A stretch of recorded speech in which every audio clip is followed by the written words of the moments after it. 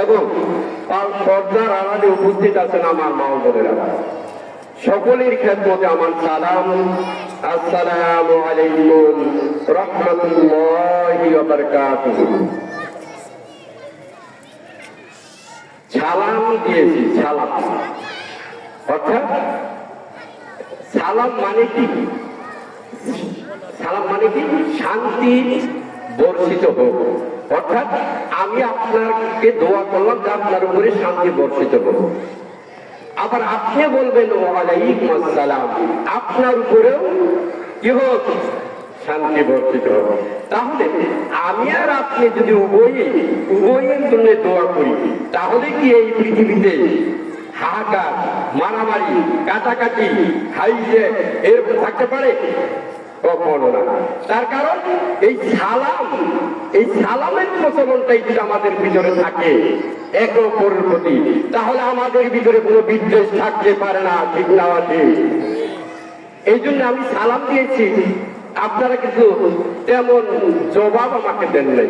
আমি আবারও সালাম দিচ্ছি, আসসালামু আলাইকুম রাহমাতুল্লাহি ওয়া বারাকাতুহু। মাশাআল্লাহ, এখন জবাব হয়েছে। তার কারণ আমি আপনাদের জন্য দোয়া করলাম, আপনারাও আমার জন্য দোয়া করলেন। যে ব্যক্তি অন্য ব্যক্তির জন্য দোয়া করতে পারে আর ওই ব্যক্তি আরেকজনের জন্য দোয়া করতে পারে, এরা কি এদের মধ্যে হিংসা থাকতে পারে? কখনো না। তার কারণ এদের ভিতর থেকে হিংসা, বিদ্বেষ, অহংকার সমস্ত কিছু ধুলাই মিশিয়ে দিয়েছে, ঠিক না? এই জন্য আমাদের এই সালামের প্রচলন শুধু এই মাহফিলের ভিতরে নয়, আমাদের এই সালামের প্রচলন ঘরের ভিতরেও রাখতে হবে, ঠিক না? আমরা আমাদের স্ত্রীকে সালাম দেব, স্ত্রীরা আমাদেরকে সালাম দেবে, ঠিক না? আমরা আমাদের সন্তানদেরকে সালাম দেব, সন্তানরাও আমাদেরকে সালাম দেবে, ঠিক না?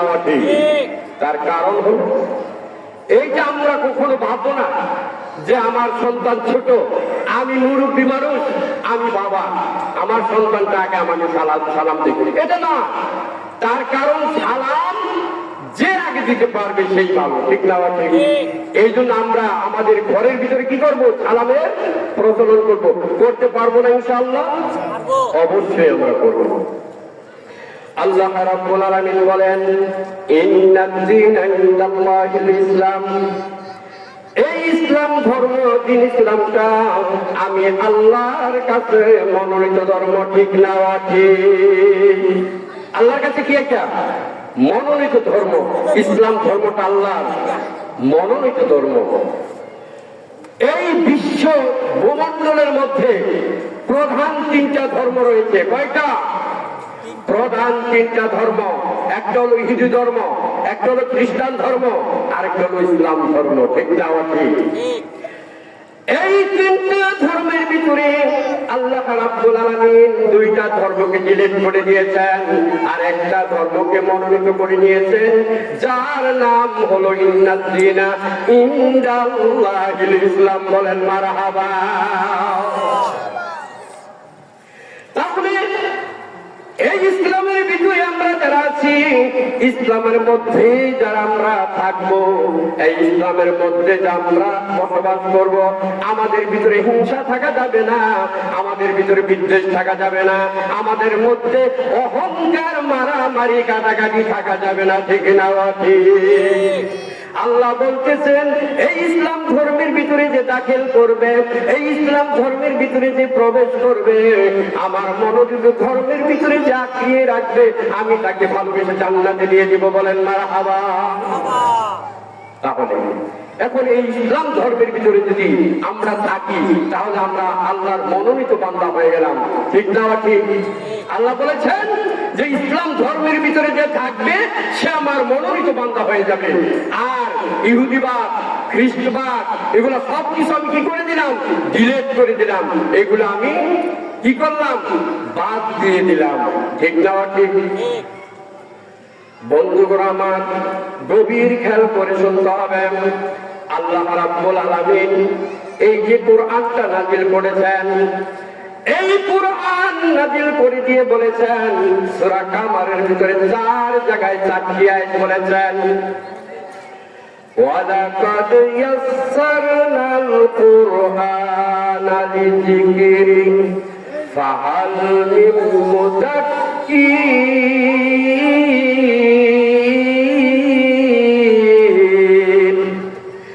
আল্লাহ রাব্বুল আলামিন বলেন, এই কোরআনকে আমি নাযিল করেছি, এই কোরআনকে আমি এই জন্যই নাযিল করেছি হেদায়েত গ্রহণ করার জন্য।